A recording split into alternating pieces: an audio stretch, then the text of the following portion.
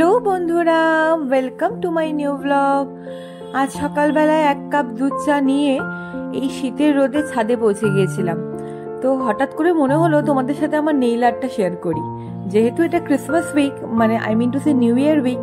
So তাই নেইলে একটু সুন্দর করে নেল আর্ট করেছিলাম। ছোট্ট ছোট্ট হার্ট, দুটো না অনেকগুলো হার্ট বানিয়েছিলাম প্রত্যেকটা নেলে।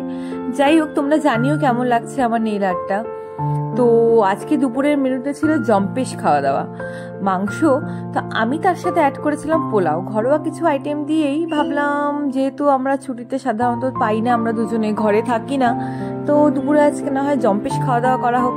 তাই একটু পোলাও এবং কষা কষা মাংস করেছিলাম।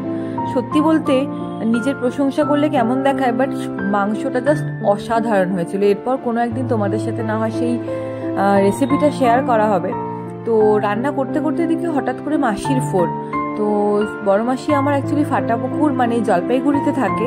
তো মাসি ফোন করে বলল যে মাসিদের নাকি আজ মনটা একটু আমাদের বাড়ি ঘুরতে আসার ইচ্ছে করছে। তো ব্যাস আর কি, চলে এলো সবাই মিলে আমাদের বাড়িতে। তো আমিও রেডি হয়ে চলে গেলাম মার ওখানে। তো ফটাফট খাওয়া দাওয়া করে রেডি হয়ে নিলাম, কারণ আজকে যেহেতু আমার ওয়ার্কআউট হবে না বলে, তাই আমি আগেই ভেবে রেখেছিলাম যে রেডি হয়ে একটু হাঁটতে হাঁটতে মার ওখানে যাব। কারণ কোনো কোনো অকেশনের দিনগুলোতে যেহেতু ওয়ার্কআউট স্কিপ করা হয়ে যায়, তো চেষ্টা করি সেই দিনগুলোতে যাতে আমি অ্যাটলিস্ট ওয়াক ইন করার, যাতে আমার শরীরটা যাতে অ্যাক্টিভ থাকে। তোমরা জানোই যে এখন বর্তমানে সবার শারীরিক এত প্রবলেম যে অ্যাক্টিভ থাকাটা ভীষণ জরুরি। তো যাই হোক, তো হাঁটতে হাঁটতে মার ওখানে পৌঁছে গেলাম। আর পৌঁছতে পৌঁছতে মা দেখি দুধ চা নিয়ে হাজির। আর দুধ চা খেতে না খেতেই দেখি বৌদি এসে হাজির। আর কে খুশিতে পায়। অ্যাকচুয়ালি বৌদি নতুন নতুন ব্লগ শুরু করেছে, তোমরা প্লিজ ওকেও সাপোর্ট করে দিও। তো বৌদি আসার পরে আমি খুঁজছিলাম সেটা হলো আমার এই ছোট্ট মিষ্টি মেয়েটাকে। এটা আমার দাদার মেয়ে, এত গুটগুটি হয়েছে, এটাকে ডাকিও আমি গুটগুটি বলে।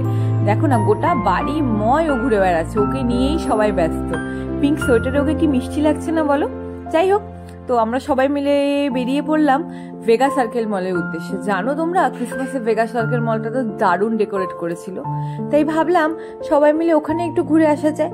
অ্যাকচুয়ালি ঘোরাটার উদ্দেশ্য থেকে মেন উদ্দেশ্য ছিল একটু খাওয়া দাওয়া এবং কিছু সেলফি তোলা। অ্যাকচুয়ালি অনেকদিন বাইরে যাওয়াও হয় না, ফ্যামিলি গেট টুগেদারও হচ্ছে না। ব্যাস, সেই জ্যাম যা শিলিগুড়ির মার্কেটে, তোমরা সবাই জানো শিলিগুড়িটা এত সুন্দর ডেকোরেট করেছে, কি বলবো তোমাদের। যাই হোক, ভেগা সার্কেল মলে পৌঁছেই সবাই আগে ব্যস্ত হয়ে পড়লাম ফটো তুলতে। এই লিফটে সেই আমরা হাসাহাসি করছিলাম, জানো তো। আসলে বৌদি প্রচণ্ড লিফটে ভয় পায়। যাই হোক, পৌঁছে ফুড কোর্টে গেলাম। ফুড কোর্টে গিয়ে কিছু পিৎজা এবং বার্গার কিং থেকে বার্গার খেলাম, এত ভালো লাগলো। তোমরা সবাই জানো বার্গার কিং এর বার্গার খুব ভালো খেতে। আমারও অ্যাকচুয়ালি পিৎজার থেকেও বার্গার বেশি পছন্দ। যাই হোক, খাওয়া দাওয়া করে একটু বাইরে গিয়ে দাঁড়ালাম, যেখান থেকে শিলিগুড়ির ভিউটা জাস্ট অসাধারণ লাগে। তার মধ্যে ক্রিসমাস, বুঝতেই পারছো। যাই হোক, আবার শুরু হলো আমাদের ফটো সেশন। অনেক ফটো তোলা হলো। আর সবচেয়ে বড়, মার সাথে ফটো না তুললে হয় বলো, তাই মার সাথেও কিছু ফটো ক্লিক করলাম। দেন বাচ্চা দুটোকে ট্রেনে উঠিয়ে আমরা আবার বাড়ির উদ্দেশ্যে রওনা হলাম, কারণ মাসিদের অনেকটা যেতে হবে। যাই হোক, আজকের মতো ব্লগটা এখানেই শেষ করছি। ভালো লাগলে তোমরা সাপোর্ট করো। টাটা।